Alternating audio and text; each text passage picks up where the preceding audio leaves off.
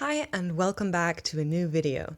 Last week was the CES in Las Vegas, and if you've been living under a rock, here's what you missed. AI. AI's AI.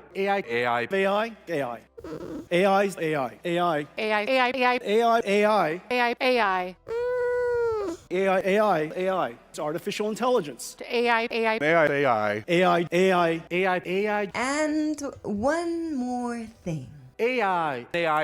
And of course, AI. Well, that and then some. Nvidia released their RTX 50 Gen series and caused a little bit of havoc on the interwebs that you and I like to browse. Not only because the prices seemed very low in comparison to what people had anticipated, but also because this specific part in the presentation. 4090 performance at 549. Now, I am not above the law of mischief, so I was quick to tweet this and spread a little bit of NVIDIA's misinformation on the internet to see how people would actually react to that statement. But that is where the trouble starts, because people aren't really understanding what is going on.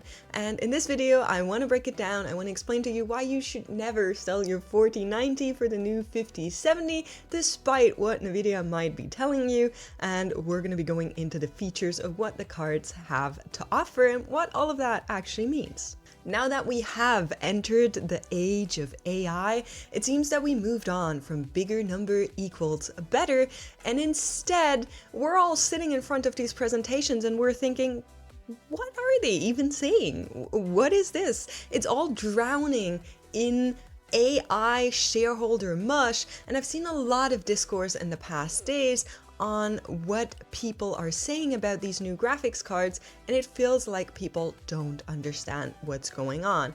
Part of it is because of the tech revolution that is happening with artificial intelligence and its potential, so let's dig in together and see what these things mean. If you look at the physical card that is shown in the presentation of NVIDIA Founders Edition, you can see that card seems to be smaller than the 40 Gen that we've been using in the past months. Now that is showcased by Jensen being able to hold the whole damn card with his hand, but he also goes on and shows the PCB of the card, and that is incredibly tiny. Now, I know we're still missing some parts here. We don't know where the PCIe sits. We don't know where the monitor connectors are going to sit, but safe to say the PCB of this card looks a little bit wonky. Let me tell you, women to chat, size matters. At least for those of you that love some custom water cooling, because this card, in my opinion, is going to look really weird in those custom water cooling PCs. So RIP to the water cooling enjoyers. How can NVIDIA get away with making a GPU smaller but get this insane increase in performance that they claim? Well, they actually don't improve that much on the hardware side of things and instead go full force into the AI models to bring them more performance.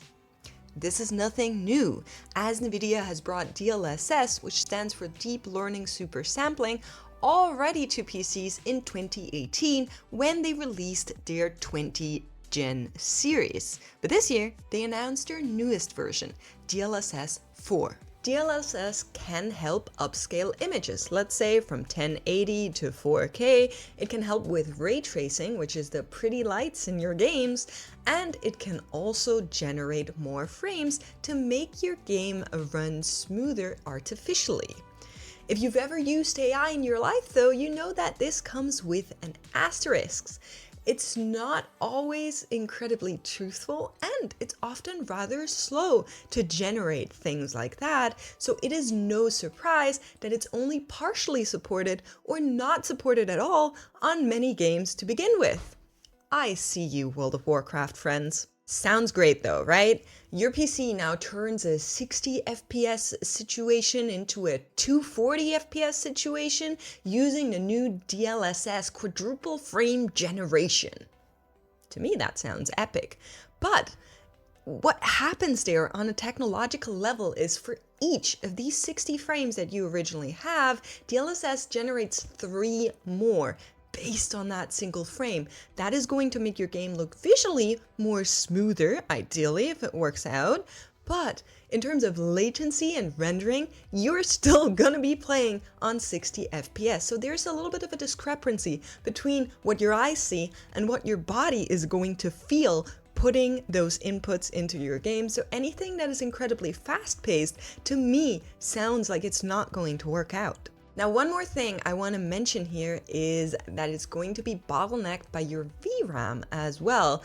And why do I bring up VRAM? Because if we're looking at the comparison between the 4090 and the 5070, like Jensen explained, then we are going to be seeing that there's a huge discrepancy between the two VRAM capabilities of these cards.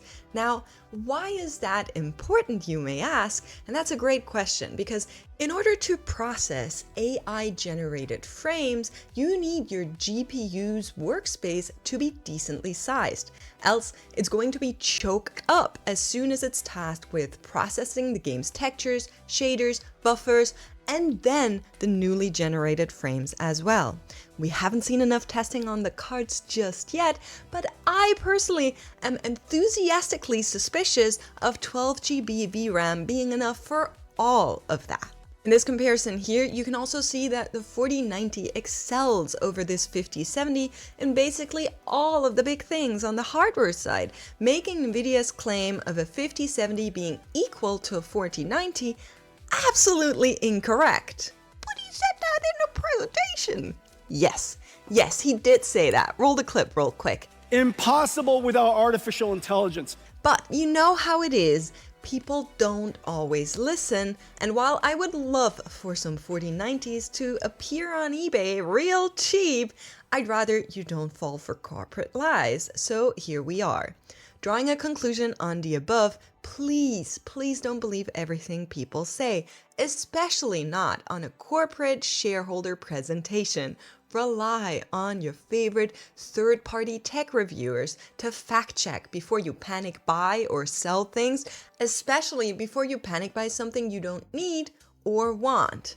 The best thing you can do is to stay informed, which you are doing right now, so great job, I'm proud of you. Let me know if this video was helpful to you, and let me know what you think about the new generation of graphics cards. Are you going to be getting a 50 series? And I'll see you guys in my next video.